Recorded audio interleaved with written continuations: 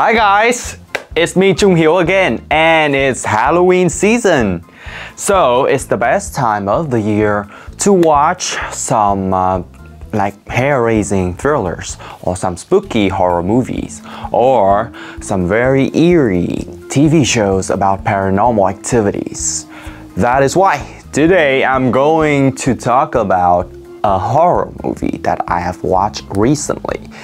As an answer for the part 2 question, describe a movie you watched recently and you would like to watch again.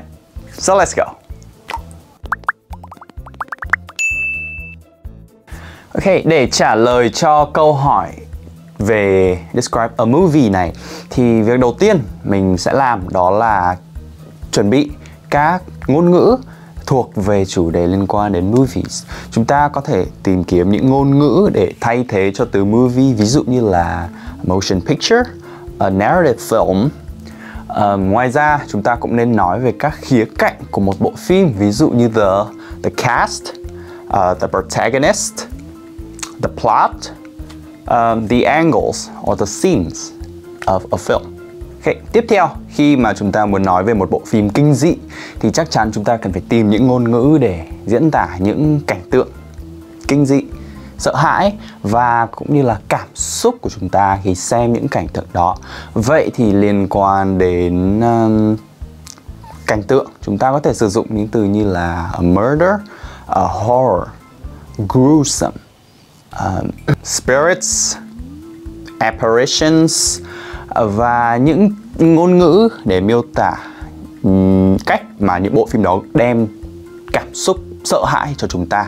Ví dụ như là thrilling, eerie, spooky or spine chilling.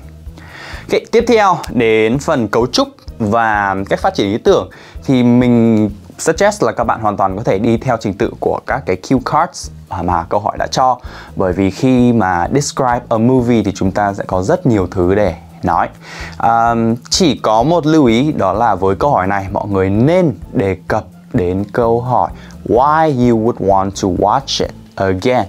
Và để trả lời cho câu hỏi này thì mỗi người sẽ có một lý do. Có thể là các bạn bỏ lỡ 1-2 cảnh lúc đầu, có thể các bạn không nhớ chính xác từng phân cảnh nội dung nó như thế nào, hoặc chỉ đơn giản là nó quá hay và các bạn muốn tận hưởng nó một lần nữa. Với bất kể lý do nào thì đừng quên đây là một câu hỏi mà nó phân biệt topic này với cả các cái topic về movies khác, thế nên hãy make sure to mention it, okay? Okay, so a movie that I watched recently is a horror / thriller called Last Night in Soho. And this movie is about a freshman who moves to a new city and rents a bedsit to stay. And in that bedsit, she starts to have like very vivid dreams in which she becomes like a woman from the past century named Sandy. And Sandy wanted to become a music star, but then she was tricked into working as a showgirl and a prostitute.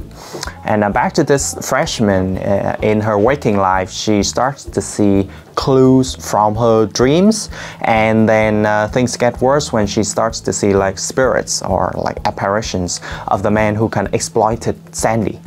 And at the end, it is revealed that, you know, Sandy, after turning, you know, desperate and resentful for her life, started to like murder all the men she was kind of pinned to.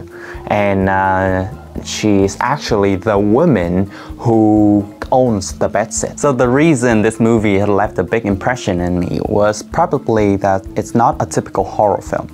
After the first few scenes, I kind of thought this was like a glossy romantic drama or maybe a mystery at most.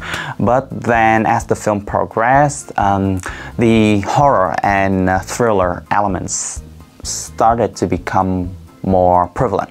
And it's very thrilling and eerie, and it is aesthetic in terms of the musicality and also the sensuality. And I think it conveys a very thought-provoking and profound message. Another reason maybe is because I kind of watched this one at like 12 a.m. alone in my bed.